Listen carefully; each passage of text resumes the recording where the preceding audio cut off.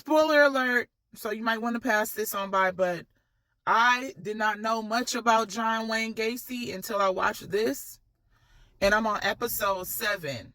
And all I have to say is he is really a devil in disguise.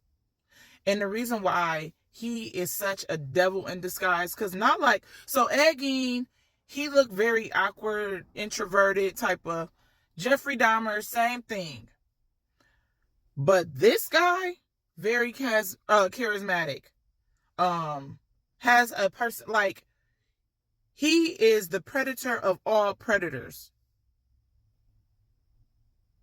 Very scary. I cannot imagine what these, rest in peace to all the young men. But I cannot imagine the level of scarcity that you had to have in the presence of him. Okay? If y'all ain't watching it, go watch it. It's on Peacock. But it's a known killer, serial. And I just have to say, to hear, he was so charismatic. And then he was so cocky with his craziness. He just was like, I'm going to tell them everything. And I'm going to get off and I'm going to go home. Why y'all messing up my stuff? I also want to speak about the private investigators, the people who have to do forensic. You have to have a strong mental capacity to be able to process the unknown. Like, they did not know how many bodies were in that crawl space. But to every day, dig in, dig out, skeletal, or probably some not skeletal, but even some of those kids still had the weapons he used attached to them. But to see the person even on them, skeletals with still their bracelets, their necklaces, just skeletals in general. I want to see how these people who are forensic investigators, I don't know what the direct title is, I want to see how they were able to cope and live in life. Like, how do you have a life when you are doing such a heavy thing? And yes, it comes with great reward in the sense of these people are going to be able to properly either bury their family or have closure. You can give people closure. But to know the horrific things and be the one to deliver horrific things, it is just so sad. Like, I don't know if I could have a job as a forensic investigator going in that crawl space and taking out all the body after body. You understand what I'm saying?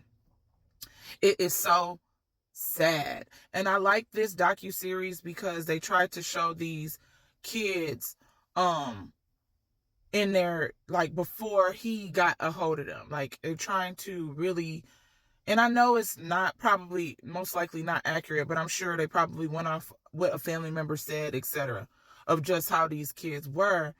But they're trying to really show, like, this was a boy that loved his mother, was taken on his mother's birthday. This was a boy who was introduced to the life of this. This was a boy who got bullied. Like, this was a boy who was raised by a single mother. This was a boy struggling with his sexuality.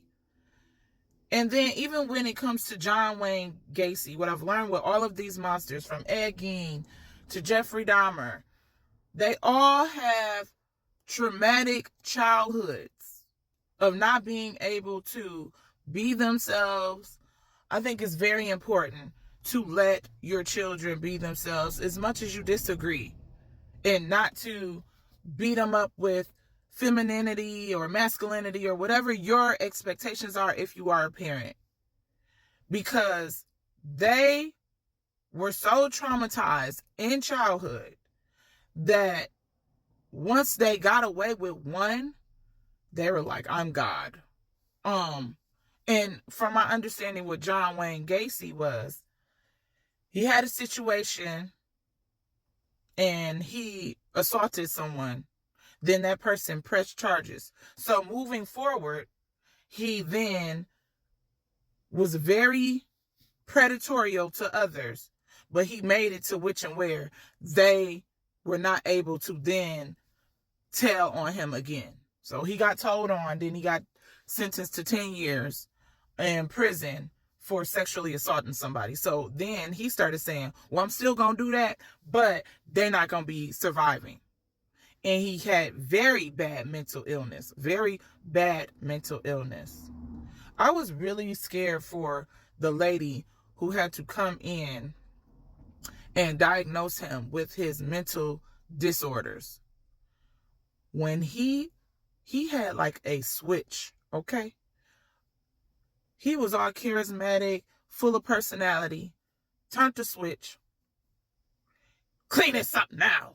Like, what? Very compulsive, OCD-ish behavior.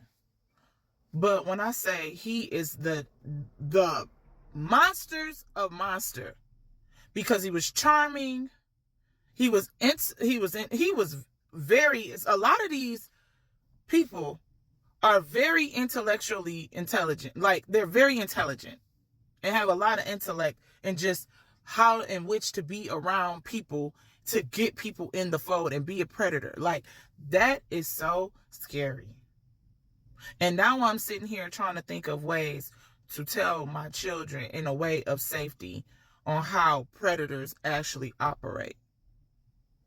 And I've always told them, don't talk to strangers. And I see why my mama beat me every single time. And I'm not saying beat in a way of, she disciplined me. You understand? You understand? Overstand? Do you understand? Anytime we were out and about and a stranger just said the slightest hi to me, she would look at me and be like, you better not talk to this stranger. If a stranger said, oh, can I have this candy? She would be, because of monsters like John Wayne Gacy. Do you understand? He was the type, when he got them boys over, hey, you want a beer? Oh, you don't drink? Well, my mom said, well, you know your mom, don't you want to impress your boss? Like, oh my goodness. My mom said a hi was the window into a predator's world. You understand? And John Wayne Gacy shows that in this docu-series.